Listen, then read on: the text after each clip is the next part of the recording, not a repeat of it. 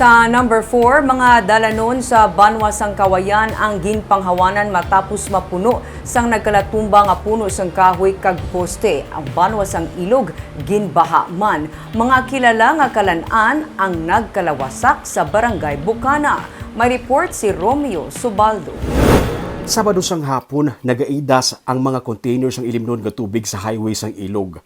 Wala sang supply sang tubig ag kuryente sa Banwa. Nagahulat sila sang rasyon sa tubig gikan sa Bureau of Fire Protection. Ang mga kable sa kuryente nga nagkalatumba, nagserbi nga halayan sa basa nga mga bayo sa mga pumuluyo. Ang ini nga panel van nagsalom sa tubig baha. Sa kamuman nga hapon, tigayon nga nasudlan sang salakyan ang Barangay Bukana sa Ilog.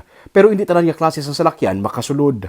May mga motor kag tricycle nga nagakapatsan samtang nagabiyahe.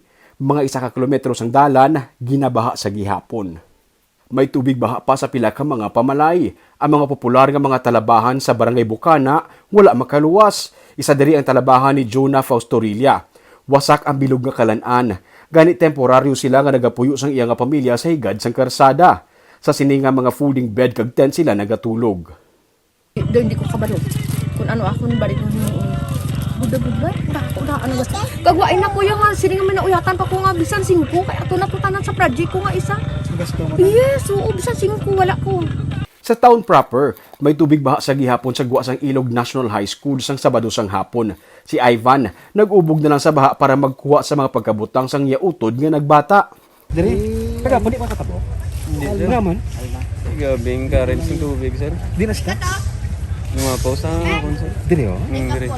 Di dapat taga pwede kanalan.